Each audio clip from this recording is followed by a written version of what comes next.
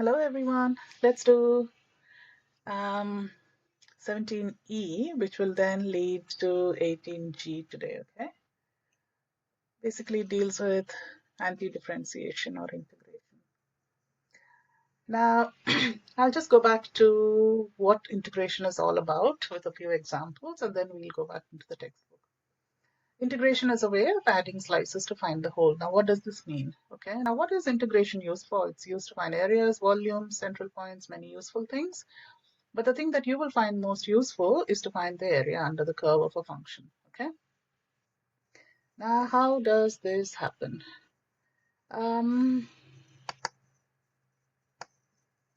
So let's look at this. We could calculate the function at a few points and add up all the slices. All of them have a width x, okay? Now, if you have them all at of a width x, okay, you divide this whole area under it into different slices, you can find that some of it goes outside. So obviously the area that you calculate by adding all the areas of these different slices would not be very accurate, okay? But if we make this little width smaller and smaller and smaller such that we make it tiny slithers which can be accommodated under this curve like it looks here, okay, that means what we're doing is delta x is reducing to almost 0, okay? And then we add up all these little slices, the answer will be better and more accurate. So as the slices approach 0 in width being delta x, the answer approaches the true answer, which will look like that. So we now write dx to mean delta x slices. Okay, so often you must have been wondering why we write d by dx, okay? So basically, as delta x slices approaching 0 in width, this is where the dx comes from, okay? So obviously, we're not going to be slicing every area that we have under a function and then adding it all up. So we have what we call the process of finding integral, which is the reverse of finding a derivative. So what is the integral of 2x? Okay, now you do know how to find it. So it will be 2x to the power of 1 plus 1 divided by 2, which will give you x squared. So 2x integral gives you x squared, and x squared derivative will give you 2x. All right, let's now go on to some examples. This one, I like this example because, okay, let's first look at a little bit from the textbook, okay? So now we wrote the answer as x squared plus c. So you know what the c is about. It's called the constant of integration. So when you find the integral of this quantity, okay, it will give you obviously 1 plus 1 divided by 2, which will be x squared. Now the derivative of x squared plus 4, x squared plus 3, x squared minus 6, all of them give you 2x. And therefore, if we don't know what these constants are of integration, we just write them as a quantity c, okay? Because the derivative of a constant is 0. So when we reverse the operation to find the integral, we only know 2x, but there could be a constant of any value. So we wrap it up by writing plus c in the end. I think you've gone through this in your textbook as well, where all these graphs of these different functions, all of them basically when you differentiated these functions, it gave you 2x. So if we don't know what these values 1, minus 7 are, then we write them as c. Okay, let's look at the stop and tank, which may give you a good idea as to what integration is all about and what's the difference between differentiation and integration. So integration is like filling a tank from a tap. The input before integration is the flow rate from the tap. So the flow rate from the tap, okay? Integrating the flow, adding up all the little bits of water, gives us the volume of water in the tank. So integration. Okay, this one, when we sum up all the drops of water as it fills up, okay, the rate we get what we call the volume. So with a flow rate of 1, okay, the tank volume increases by x. Derivative is if the tank volume increases by x, then the flow rate is 1. So you know that derivative is the rate of change, okay? So this is the basic difference between them. And So if you look at this example, okay, imagine the flow starts at 0 and gradually increases. Okay, maybe a motor is slowly opening the tap. As the flow rate increases, the tank fills up faster and faster. You know that if there's a change in the rate of flow, then obviously you won't get a straight line. You'll get a curve for volume because volume is not filling up at the same rate constantly. Integration with a flow rate of 2x, okay, the tank volume increases by x squared. Derivative is if the tank volume increases by 2x, the flow rate must be, sorry, if the tank volume increases by x squared, then the flow rate must be 2x. You know, derivative is rate of flow, okay? Whereas integration is when we're looking at the outcome of the rate of flow, which is the volume. All right, I won't stress too much upon the rest over here. Let's go on to your textbook. And this is applications of anti-differentiation to kinematics. In the previous section, we considered examples in which we were given a rule for the position of a particle in terms of time. From it, we derive velocity and acceleration by differentiation. So in this topic, we will either be given acceleration, velocity, and we may have to go backwards. If acceleration is given, find velocity. Velocity is given, find the displacement time equation, and so on. So a body starts from O and moves in a straight line. After t seconds, that's t greater than equal to 0, its velocity, v meters per second, is given as v is equal to 2t minus 4. Find its position. Position we know is got by integrating velocity because you're going backwards. And so that's what we do. And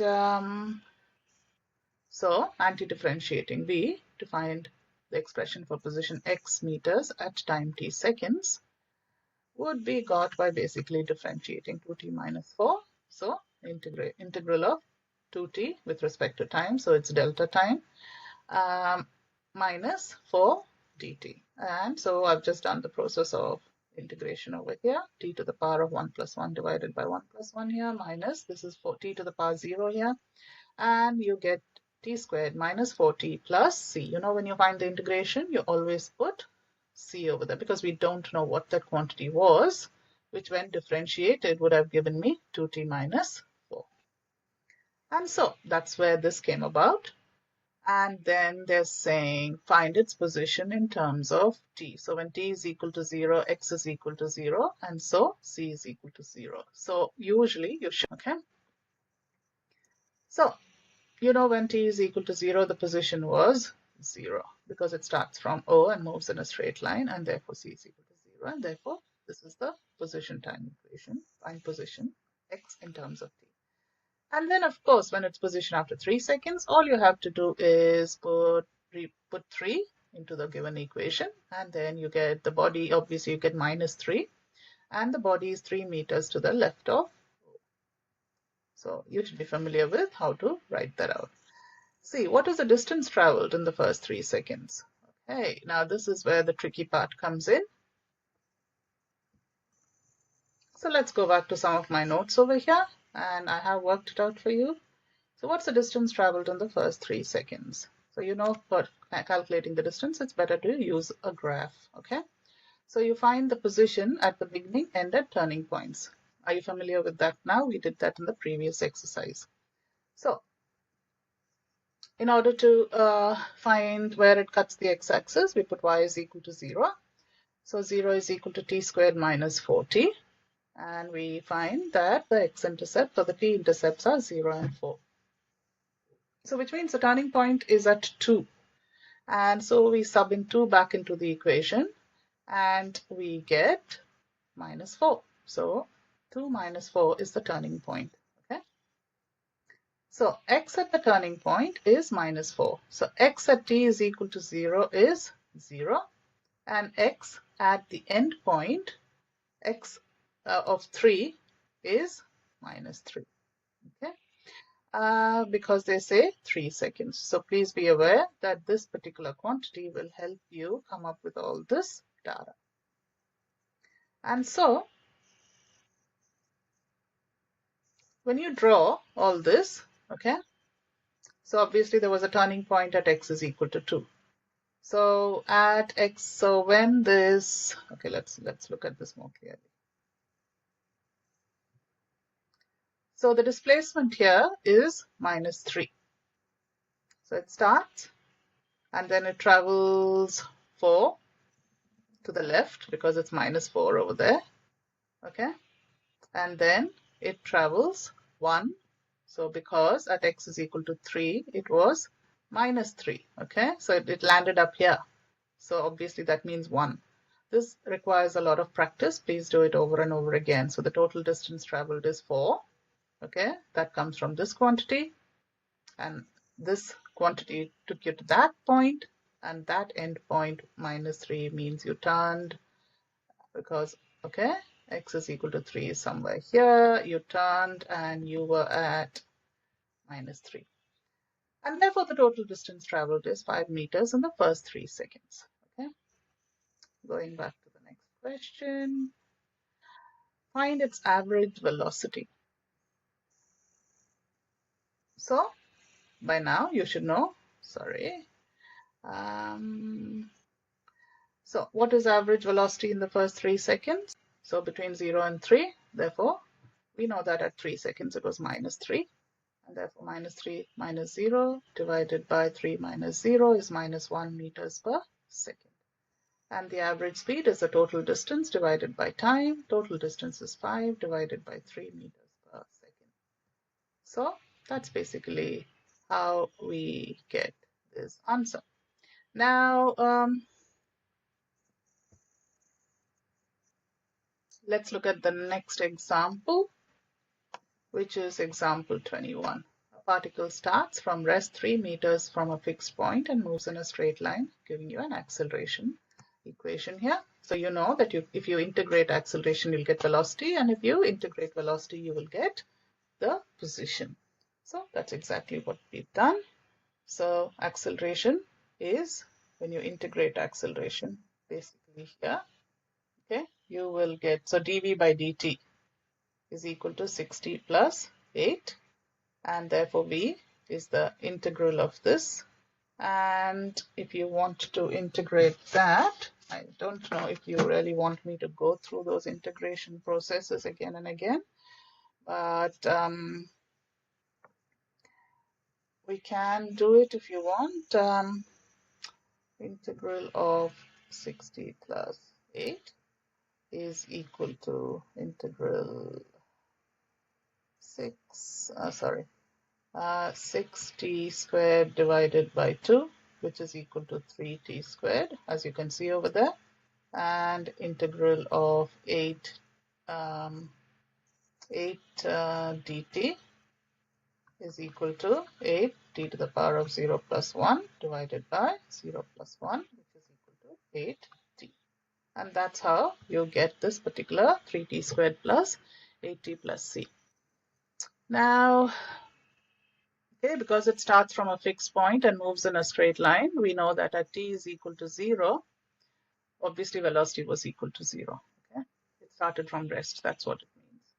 So here you'll have to be aware of all this. So when it starts from rest, put t is equal to 0 over there. So when t is equal to 0, obviously there's no speed, no velocity.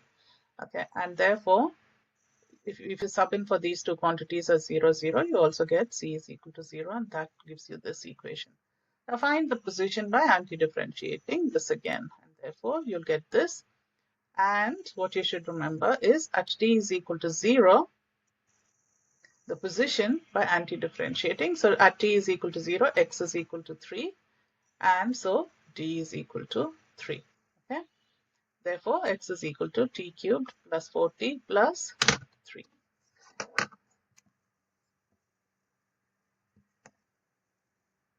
If you're wondering again as to how we get x is equal to 3, it says from here, a particle starts from rest 3 meters from a fixed point. So at time is equal to 0, it started 3 meters from a fixed point. Okay. Let's look at the next example. Sorry. A stone is projected vertically upwards from the top of a 20-meter high building with an initial velocity of 15 meters per second. So the first question is find the time taken for the stone to reach its maximum height. So we look over here and let's look at the data given again. It's projected vertically upward from the top of a 20-meter high building with an initial velocity of 15 meters per second. So if we were to sort of put down that data and have a look as to what they're trying to tell us, really upwards from the top of a 20-meter building. Okay, so this is the building. And it's projected vertically upwards with an initial velocity, let's call that u, of 15 meters per second. And then it reaches the top. Okay. And find the time taken for the stone to reach its maximum height. Now you know that finally when it reaches here, velocity is 0 meters per second. That's why it causes it to turn back. The speed becomes 0. Okay.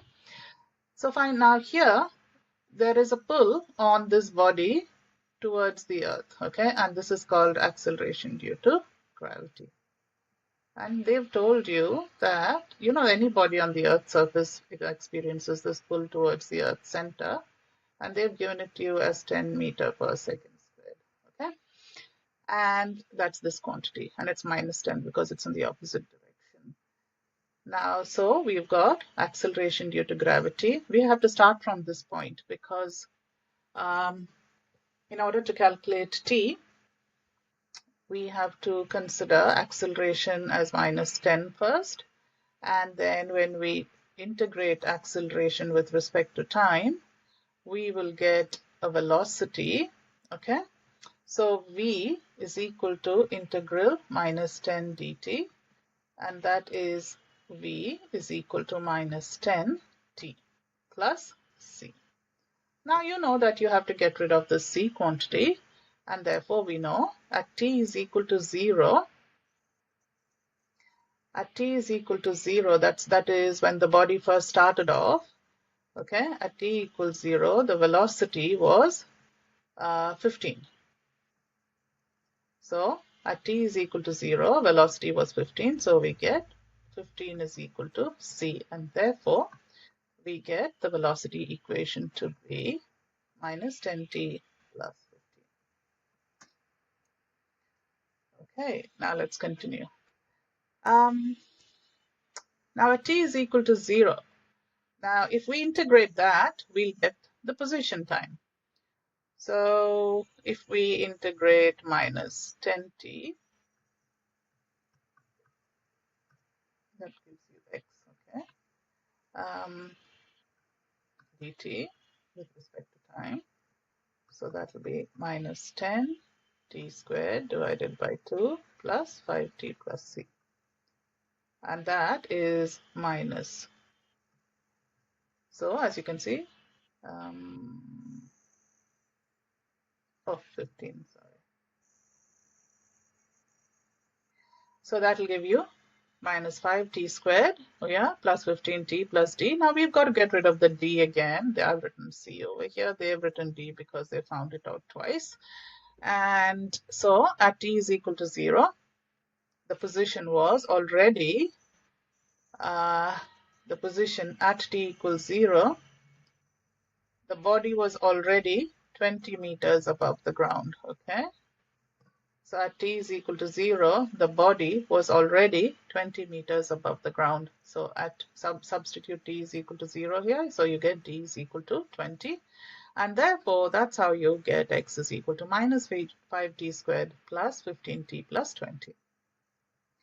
So A, the stone will reach its maximum height when velocity is 0, as I explained to you over here. Okay, that is when minus, this is velocity, minus 10t plus 15 is equal to 0, which implies when you solve, you'll get t is equal to 1.5. So the stone reaches its maximum height when t is equal to 1.5 seconds. Okay, let's continue.